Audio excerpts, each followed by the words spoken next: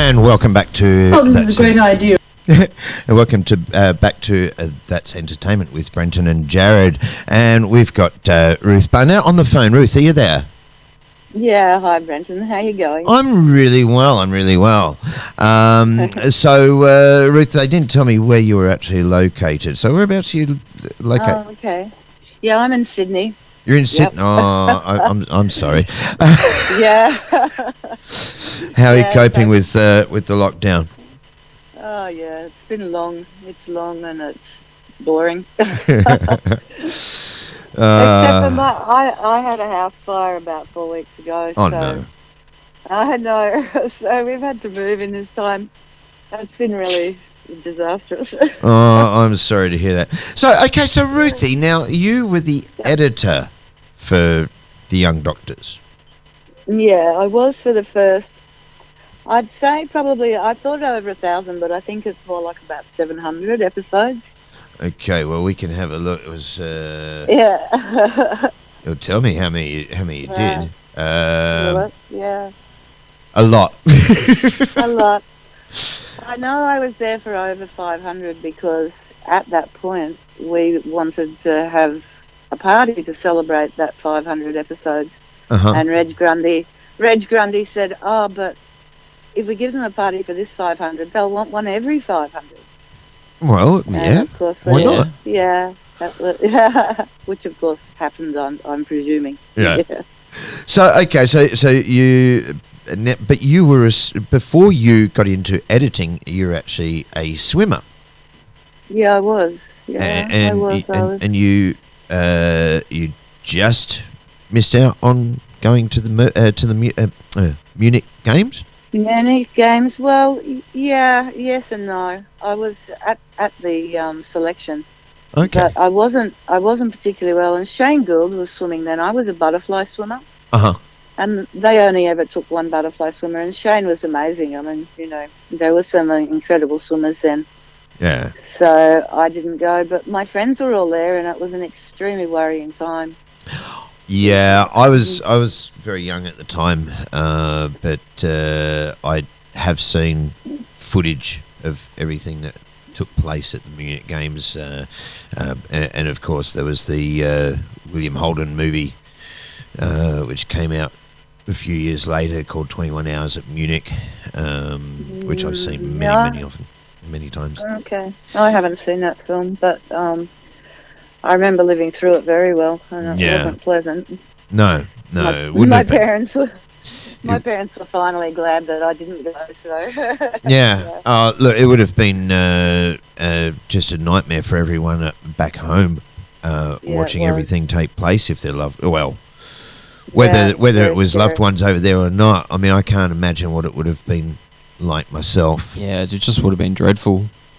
Yeah, it was really scary. It was. Yeah. No, I was only young. I was like, I can't remember, but yeah. Yeah. So so now, but you stayed behind and you began your TV career in the videotape department of Channel 9 in 1972. So around the same time as the Munich Games, and you worked on a mix of shows. You edited the news. You edited a current affair with Mike Willisey. Yep. So as an editor, do you get to meet all these people as well? No, of course. Yeah. So what was Mike like? He was an awesome person. I really loved Mike Willisey. Yeah. Yeah. God rest his soul. Yeah, they were fun times back then. Yeah. That's for sure. But they always came round to the newsroom or to the edit suite to edit their pieces for the night. So every day we were working together. Okay. But after that, you moved into drama. And Nine gave you an OB, an outside broadcast truck, and had a couple of small bits of equipment. You had a 2-inch videotape machine and a 3/4-inch cassette to work from. Is that correct? Yeah, that's pretty much right. Yeah, I think in those days we were just starting out in the technical side of things and in videotape, so it was all brand new. Yeah, and we were really just stabbing in the dark at everything we did. Channel 9 had a wonderful engineering department, and they built a really great OB van. Mm-hmm. And we started off taking that around all over the place. And we did golf and shows at clubs, like Don Lane and things like that. And it sort of grew from there. The OB van grew, and then a new OB van came along. Because when I first started, there wasn't a machine that could do an edit. Mm. And there was still a telecine room, and Bandstand was, so what did they do before that then? They recorded it onto film. Right. Bandstand everything was recorded onto film. So this whole situation of editing on a videotape was just brand new. Yeah. Ampex was coming out with new machines all the time, and like I said, it just grew, and it grew really, really quickly. Within a few years, we could do an edit, but that edit was flick a switch, and you had to wait for about 2/3 of a second, and then the edit would occur. Yeah. And that was one switch we flicked around. But everybody got really used to getting it. I mean, people, all the guys could do it perfectly. Yeah. Just get the timing down right. But that's how we started out. Okay. So when the van came along, when they gave me this van with the 2-inch machine in it, it was one that could edit. A newer version of the first ones we had. And so really we were the first show that edited on the run. Okay. We would get in there in the morning, and I'd be doing a countdown to the next scene. And the edit would occur right then and there. So we were editing the bulk of the show on the fly. Even pickups and things like that, we were editing on the fly. Yeah. Then we'd take that back and, top and tail it and maybe do some audio and stuff like that to it. But generally not very much, which is how we managed to get out so many episodes a week, really. Now, Now, my background is theatre and film. Right. Acting and directing. I've never actually done editing, but I know with film these days, the editors spend a lot of time with colour. What do they call it? After Effects. Colour coding. Colour coding. Yeah. Colour coding. So, did you have to do all that as well with videotape? No. No. No, not in the very early days. There was no such thing. Okay. How would you edit them? Just like flicking a switch, like you said before, or was there other sort of stuff originally we just had 2 machines. You flicked one switch, and a few seconds later it would cut. We did a lot of shows like that, like the Leyland Brothers, for instance, going way I back. used to love the Leyland Brothers. Yeah. Well, they were all done on... this was the first machines that ever could perform an edit. And then, then technology progressed really quickly from there on in. Yeah.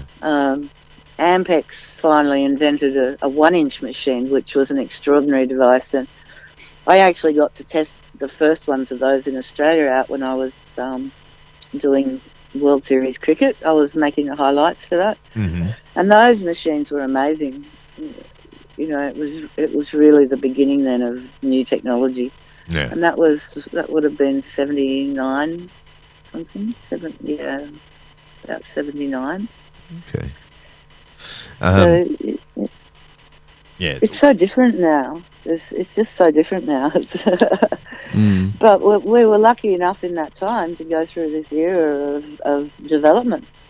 Insane quick development that was flat out keeping up with it, to be honest. I know. I heard that it wasn't until quite recently that TV stations were still using videotape. Is that right? Were they were using? Well, I know when we got our first video recorder, we got Betamax because apparently that's what the TV studios used to use. Is that right? Was it Betamax? Yeah. Yeah? Yeah, it was Betamax that they went with, but only in a small sense. The television stations and production houses were always on 1-inch. Well, they were on 2-inch for quite a while, but then they went to 1-inch. Mm-hmm. So what's the difference between a 2-inch and a 1-inch? 1 inch. 1 inch. Okay, I feel dumb for asking that now. These machines were huge. They were very heavy. The big burst Ampex machines, and they were flatbed. So you had these huge tapes. You'd put it on, and you'd have to get it through the head of the machine and wind it up. And that's how television started. We had 1, 2, 3, 4, maybe 5 machines, and we were running them back to back through CCU, which is how they got to air. So you'd have to put it on and wind it up and get it set, and then this machine took about 10 seconds to stabilise itself. So we had the 10-second run-up, and you'd be standing there with your fingers crossed, hoping that the machine actually locked in time for it to go to air. And sometimes it was that close, you wouldn't believe it. And sometimes, of course, it didn't lock up properly when it first went to air. So, you know, yeah. But it all passed by so quickly. That's what astounds me now. When I look back, I think, wow, you know, like, it seemed like a long time between machine inventions, but when you look back, it actually wasn't very long. It was only months to years between amazing changes. Yeah. Now, the editing process, recently, because I'm directing a stage play here in Perth at the moment. It's Wait Until Dark, and we had to. I filmed a teaser trailer for it, and it took us for a 1.5 minute teaser trailer, and I don't know how many different shots, but it basically was about 8 hours worth of work just filming it.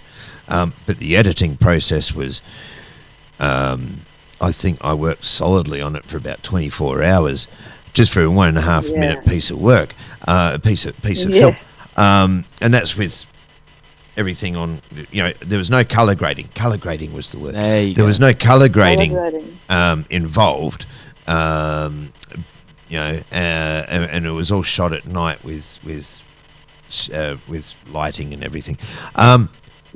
How long would it take you to edit, say, a half-hour episode? I think they were half-hour episodes, weren't they, Young Doctors?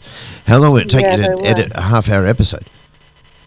Well, that's the thing, and that's why it was so revolutionary, and how we managed to get through them so quickly was we edited on the fly.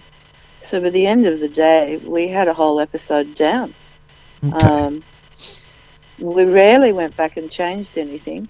Yeah. But then you'd take it back to the studio and you'd top and tail it, you know, put credits and stuff on, and maybe if something needed changing and it was possible to change it, we would, but we rarely did that. So, they were running studio, and by the end of the day, we had an episode. Okay. And we did 5 a week. Wow. So let's say 8 hours to do a half-hour episode.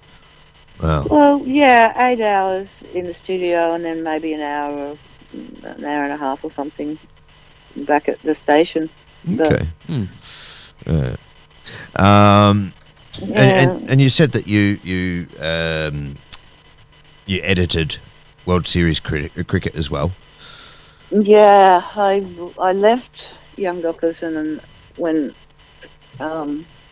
Kerry started up World Series cricket, and I was doing cricket highlights, making the highlights for the evening show, and later in the day, you know, they have a half-hour highlight. Yep.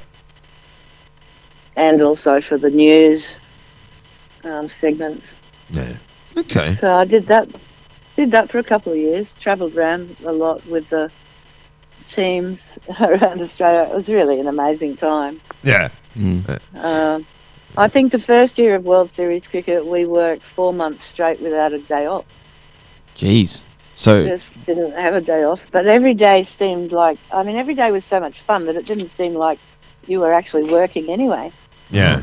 So, but yeah, we did. It was really huge, the cricket, really huge in terms of getting it out to the public. So how did you actually get into editing, though? I mean, it's not something that people go, oh, I want to be an editor. People usually say, oh, I want to be an actor, I want to be a director. No, I don't know anyone who turns around and says, I want to be an editor. Especially from swimming as well. Well, I don't know, I think God's had his hand in all of that, because in my life, I think I was just born under a lucky star. I've never actually applied for a job in my life. And right to this day, it's funny because once upon a time, well, even up till now, it's easy talking on the phone for me because that's obviously normal for everybody. But if you put a microphone or a camera in front of me, my head just empties completely. There's a lot of presenters around here like, no, I'm only joking.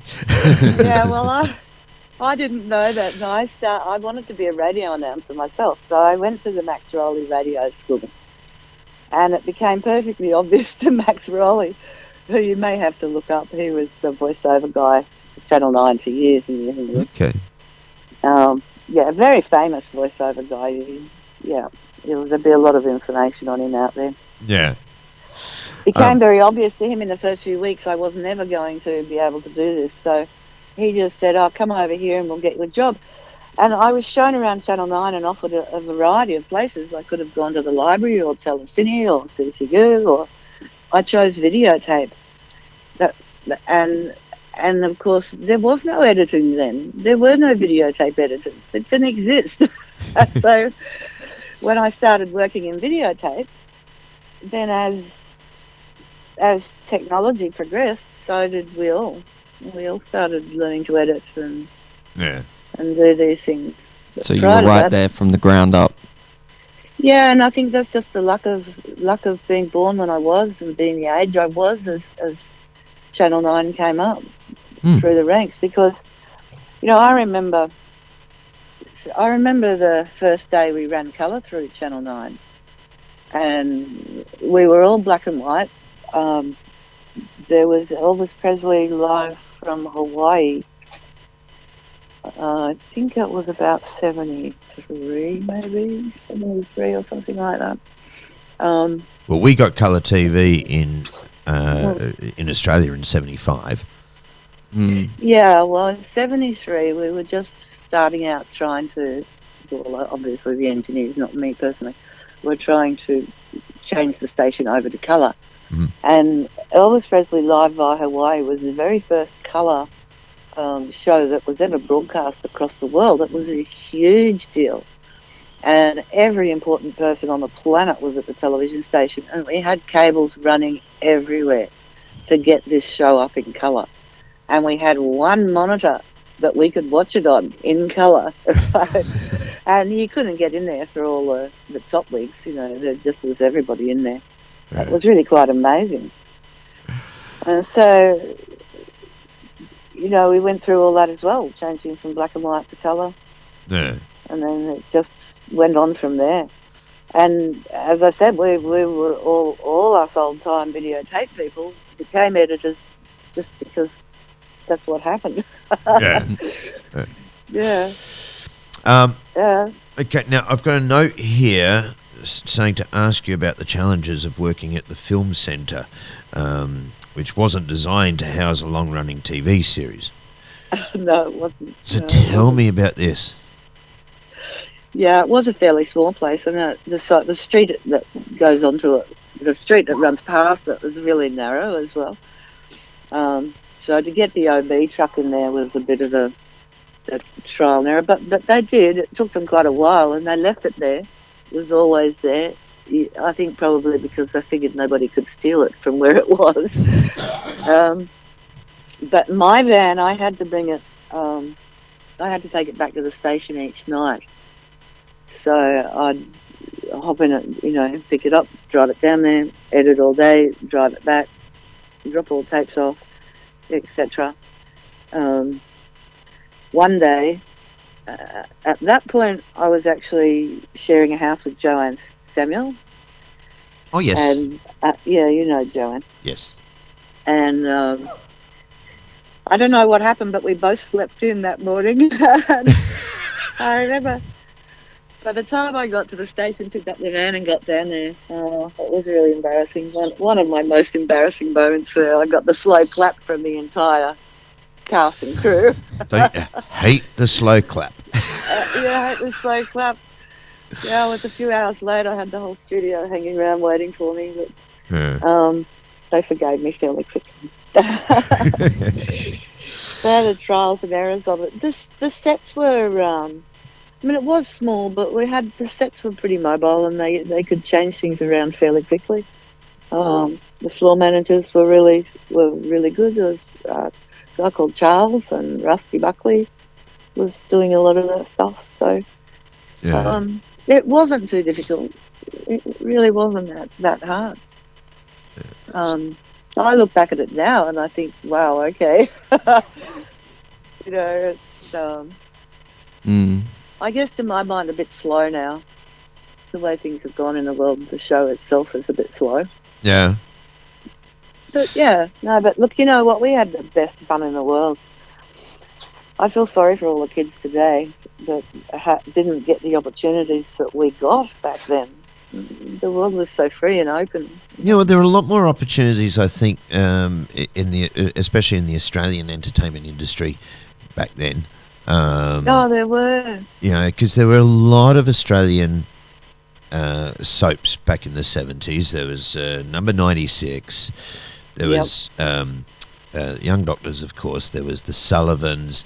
I guess you could call Sullivans a soap. It wasn't really a soap, was it? It was just an ongoing drama.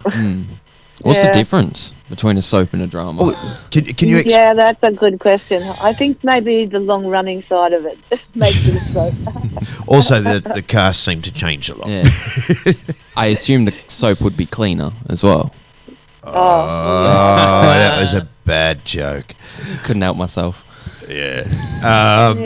Well, the soapies like Young Doctors ran really early, so it was a really general show. Yeah. It wasn't, it was very clean and, But there were other things as well. There was Matlock Police, there was Homicide, there was Division 4, there was The Box, all these different shows back in the 70s. That's right. Cop Shop in the early 80s. I think that was the early 80s. Then we had later on we had Blue Healers, we had all these different shows. There were a lot of really good shows back then. Nowadays, what do we have? Home and Away, Neighbours. Is there any other Australian TV shows being filmed besides your talkback shows? Not really. It's all reality TV. No.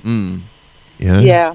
The world has gone that way. Yeah, it's unfortunate. I mean, when I was studying at university, I did Bachelor of Communications, and I majored in screenwriting, and part of that was film studies, of course. And I don't know if this is accurate, but what I was told was that the reason reality TV came in was because there was a writer's strike, and television said, "Well, what are we going to do? We haven't got anything new because there's no writers writing anything." And they said, "Well, we've got cameras. Let's make something that's real." That's the way I understand it. Yeah, I don't know. I wouldn't have a clue how it really came about. Yeah, I felt like with reality TV, I feel like they still have scripts and stuff though. Like it just seems scripted. I don't know. I've never done reality TV. No, I think they are scripted. I don't think there's anything you see that's not scripted in some way. Yeah, it just seems too dramatised. Even political speeches, they're all scripted. They're all reading off auto cues and things. Yeah. But there's a lot of drama this week on reality TV. Did you, Jarryd? Did you see about the block? No, I didn't. There's a cheating scandal in there. Ooh. Yeah. Yeah, people getting the schedules ahead of time and everything, and they're not supposed to have that. So yeah. But so Ruthie, back to you. Sorry, we diverse for a minute there. I like the block. Sorry. I like the block. I like the block as well. I like watching it. usually I see a couple working on something and I really like their work, so I'm like, yep, I'm rooting for them for the whole show. You know what I mean? And you know the couple last year, she was a rockabilly. I can't think of their names, but I really enjoyed them. But so now you've done a lot of different shows. You worked on a lot of different programs. So what was your favourite show to work on? Oh gosh, gee, that's a hard. Well, I think A Case for the Defence. Mm-hmm. I think probably of all the shows I worked on, I enjoyed that. Well, it's not that I enjoyed it most. Maybe because it was the first show we started off when Channel 9, I'm diverting myself, when Channel 9 decided to do the drama, we started off with a show called King's Men. Mm-hmm. Which I'm going to ask you about in a minute. Yeah, it was dreadful. I think we did about 2 episodes and it was canned instantly. Uh-huh. So we sat around for a week or so thinking what's going to happen next, and we went straight to this show called A Case for the Defence. That was with Judith Arthey and Johnny Hamlet. Oh yeah, it was a great show. It was an hour and a half show, so it was. I can't remember how many episodes there were, maybe 9 or something like that. But they were hour and a half shows, hour and a half episodes. And was that a new story every episode? Yes, it was. Okay. Yeah. Yeah. So 90 minutes, of course, Jarryd, is a movie length episode. So basically each week that was a weekly show, movie. Yeah, I think they played it weekly. So that's you basically that's a movie every week. It's not bad. Yeah, it was fun. We shot a huge amount of that in Alan Coleman's house. Okay. Oh. Of all places. And the courtroom we used was in Balmain. Mm-hmm. So we were pretty much backwards and forwards between those 2 places a lot. Yeah. I think maybe I preferred that because we were out on the road. So we were actually shooting in these huge big mansions and places that you'd never normally get to go to. I love filming on location. I love getting out there and film. I'd rather do that than in a studio. Yeah. I've been on television. I did 3 years on Neighbours as a recurring character, not a main character, a recurring character. And a lot of that was studio and so forth. And I preferred. I mean, I've worked in movies a lot, and I think I prefer working on location for movies. Like, unless of course you're exposed to the elements, like I was with the Legend of Ben Hall. I was in a mail coach in the Legend of Ben Hall, and I was out in the middle of this Victorian plain for basically 8 hours while they were setting cameras and filming and all the rest of it. And the wind was coming through and it was like ice. And I was, here I am, dressed in 3 layers of clothing anyway, heavy woolen jacket and so forth. And it was absolutely freezing. That's not the fun part. The fun part is when you're actually out there and experiencing. You're on location somewhere. If it's an independent film, a professional film, whatever. It's so much fun. So much fun. You get to see a lot too. So yeah, you do. Yeah. That's probably why I like that best. But a lot of people don't understand what actors have to go through. No, they don't. They don't. On a daily basis. I think it's all just fun and games. But it's a lot of times, it can take all day to set up one scene. Oh, it can. And they've got to be. I mean, it's stressful in itself, just not being able to do anything. Well, I know when we did The Legend of Ben Hall, that full day was just for one scene. A full day for one scene? Yeah. Jeez. Yeah, because it was a long scene. There was a lot of different shots and everything they had to take. It wasn't just me sitting in a mail coach riding along and all that. Yeah. There was the what they called the traps, which were the troopers, the police officers at the time, and they were in gunfight with the Hall gang, and it was big. And that was just one scene. That was great.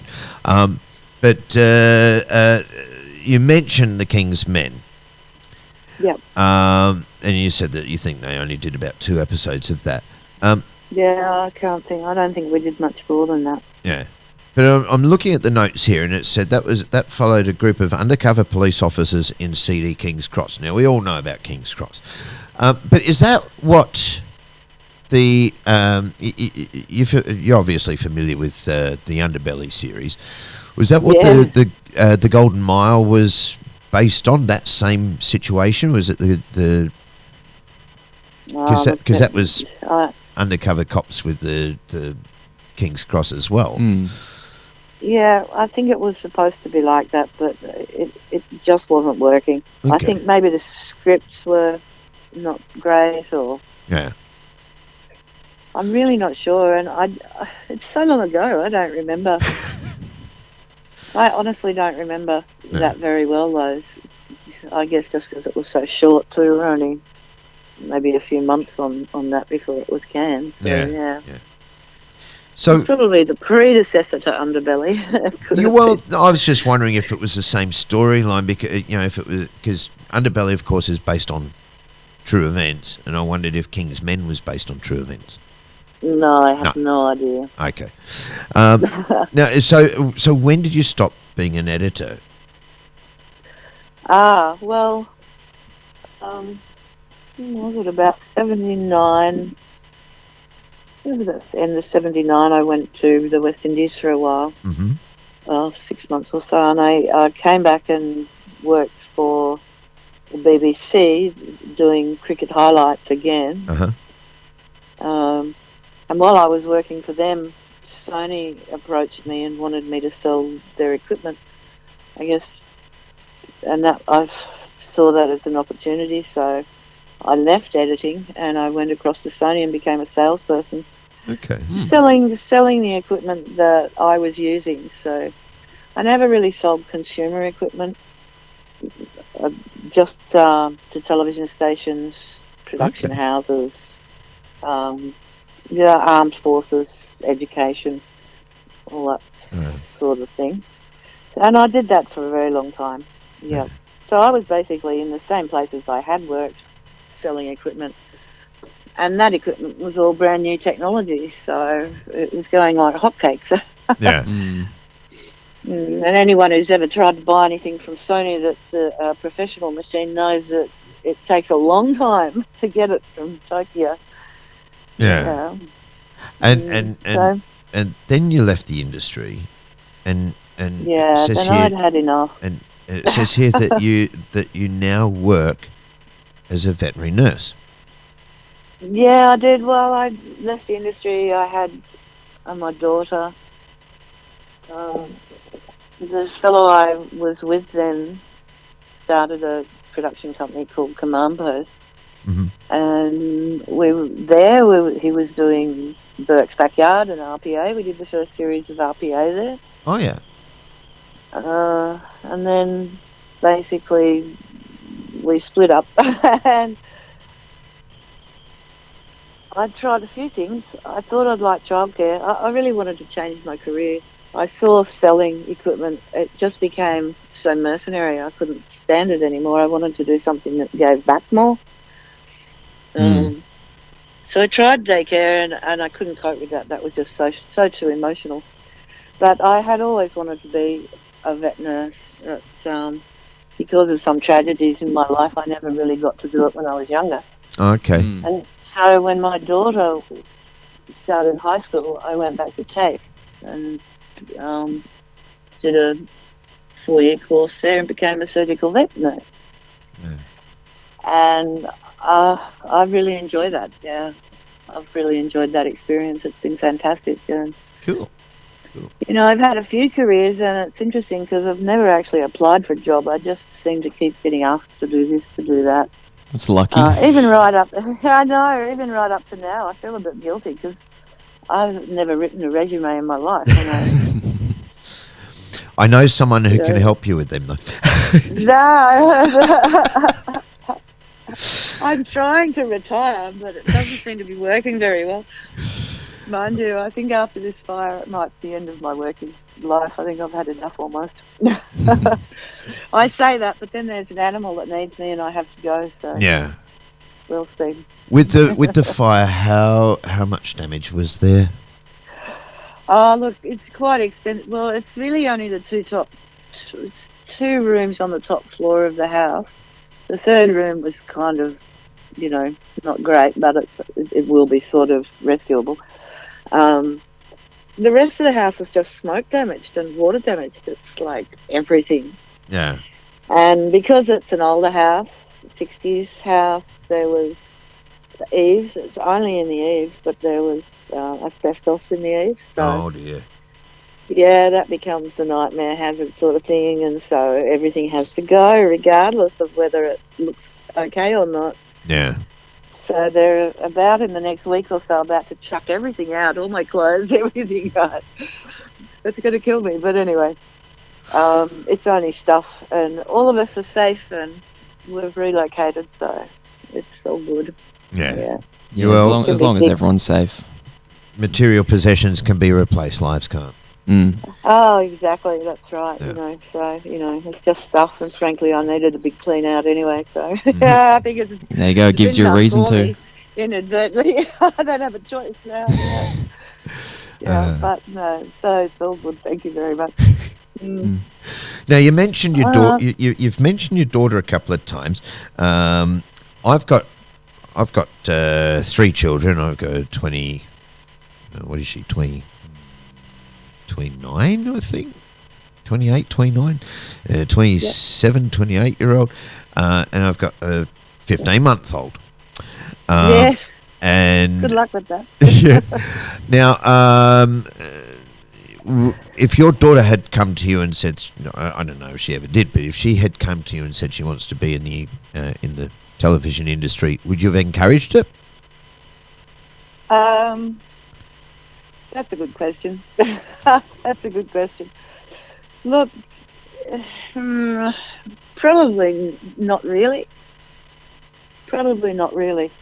I think, although things have changed so much. It's not the same as it used to be when we were working in it. It's really quite different now on set. And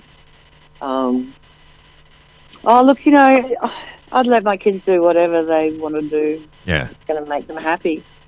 So if that's what she wanted to do. Yeah. There was a time I thought she can sing. She's got a great voice, and I thought at one point she would probably end up on stage singing, but no, she hasn't. She ended up getting honours in science. So Okay. yeah, so she's married. She's got 3 children now. So she's happily doing what she wants. No, I wouldn't really want it, but yeah.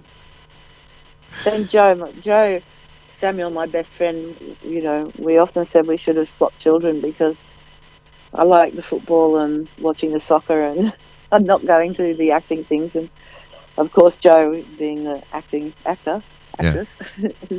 Yeah. So.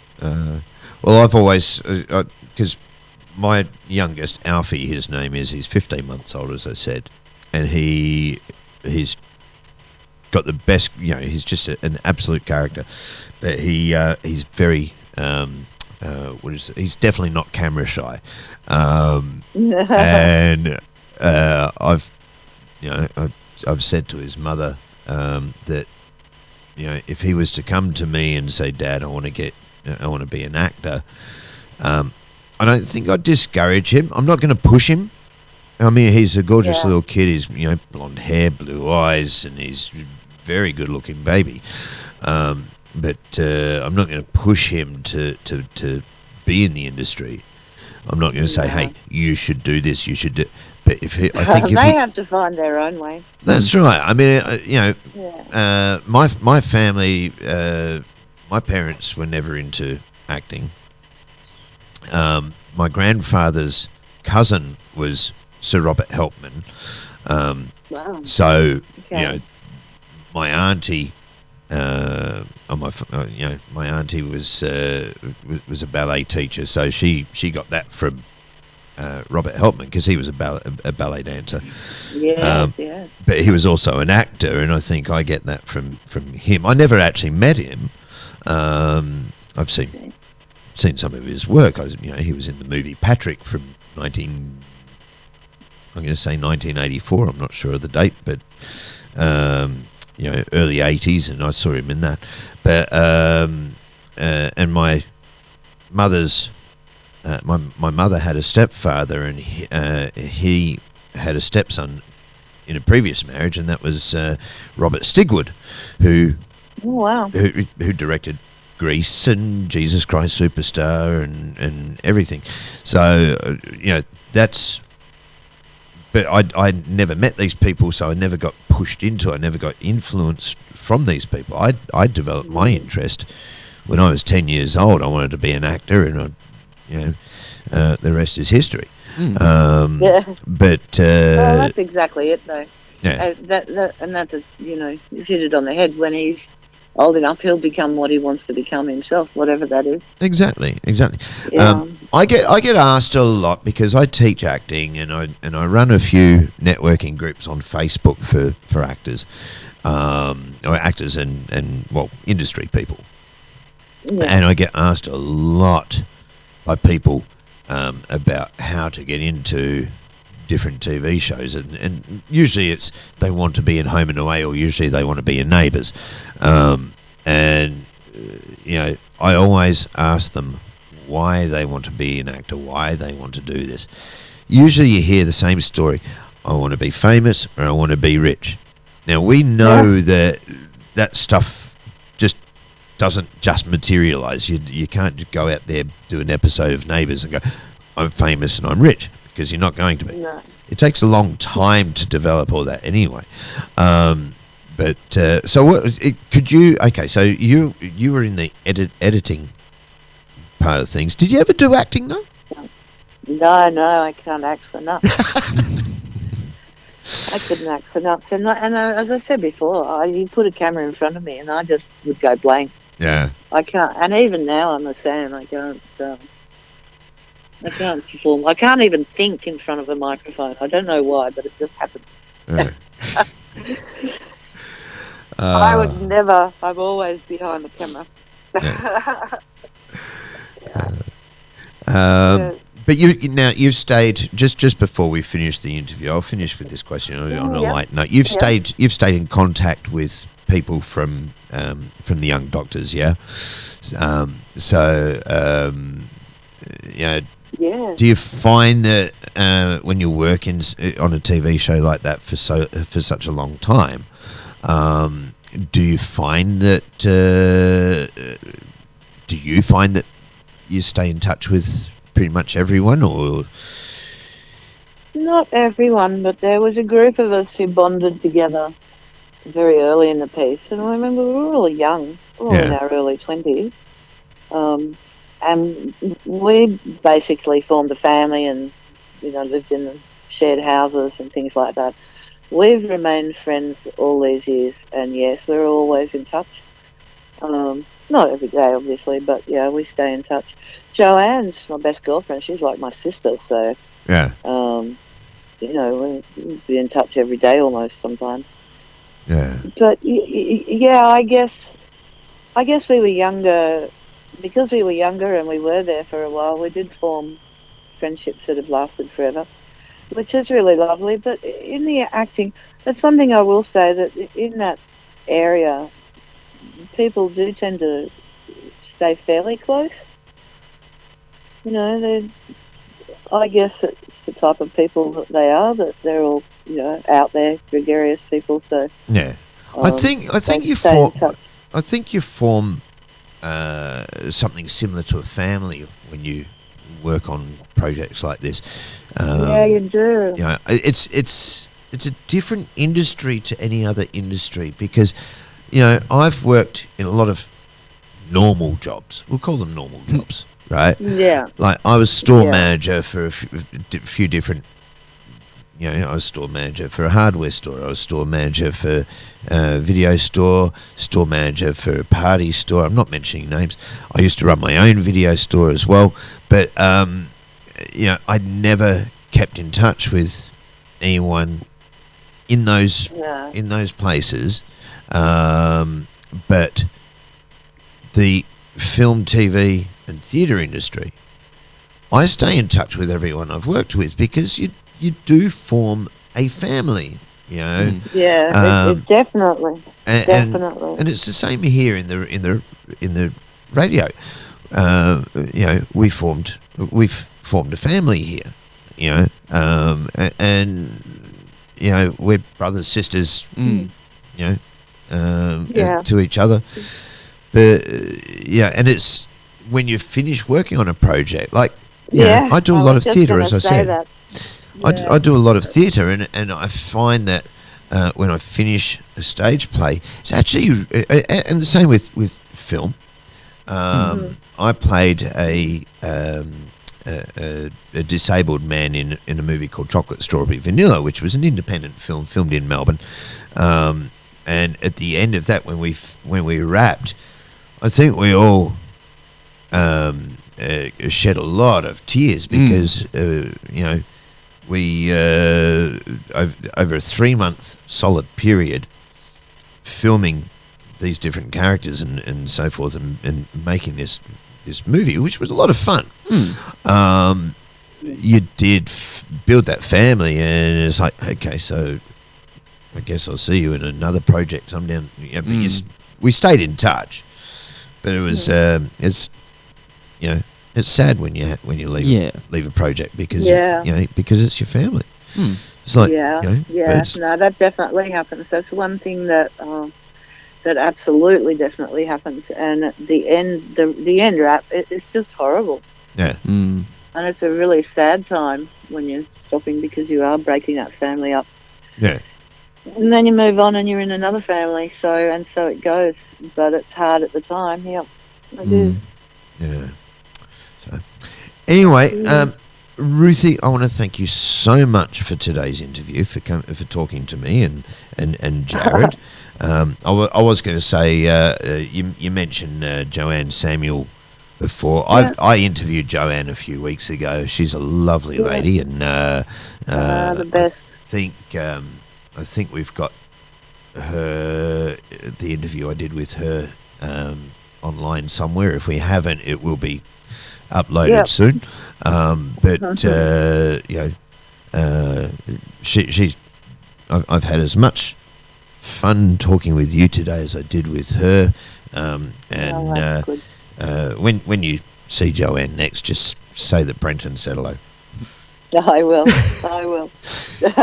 You enjoy the rest of your day, and hopefully you can work on a few projects while you're stuck in lockdown, and hopefully you keep yourself busy.